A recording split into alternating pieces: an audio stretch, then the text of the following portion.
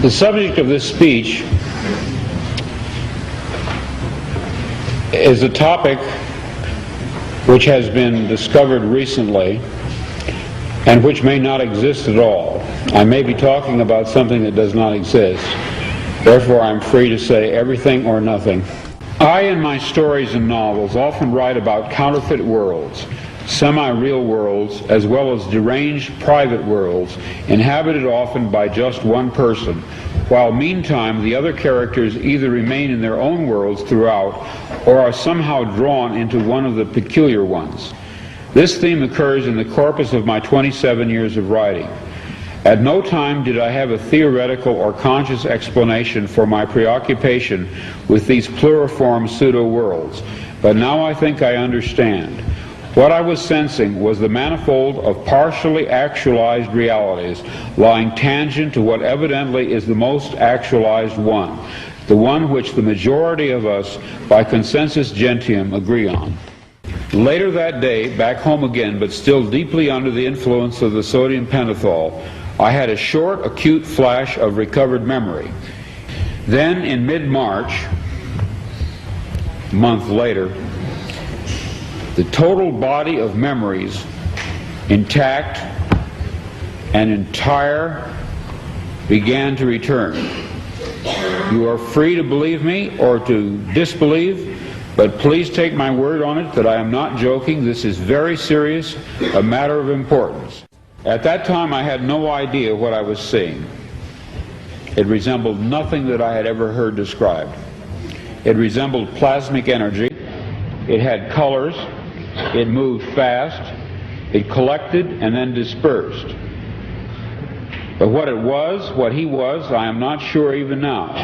In other words, it's a common theme in my writing that a dark-haired girl shows up at the door of the protagonist and tells him that his world is delusional, that there's something false about it.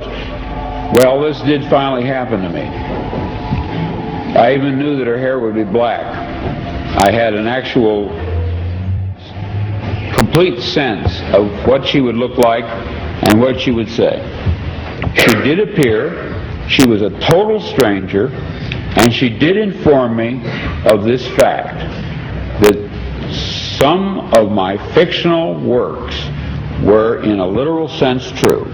I wrote out these dreams in novel after novel, story after story. To name two in which this prior ugly present obtained most clearly, I cite The Man in the High Castle and my 1974 novel about the U.S. as a police state called Flow My Tears, the Policeman Said. I'm going to be very candid with you.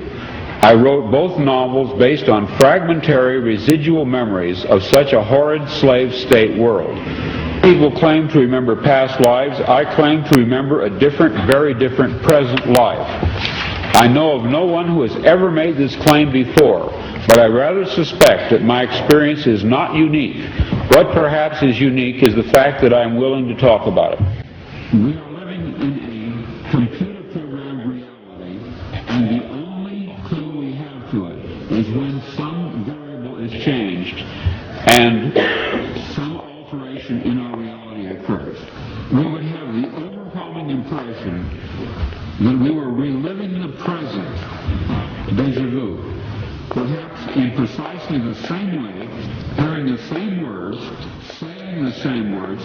I submit that these impressions are valid and significant, and I will even say this: such an impression is a clue, but it's unpacked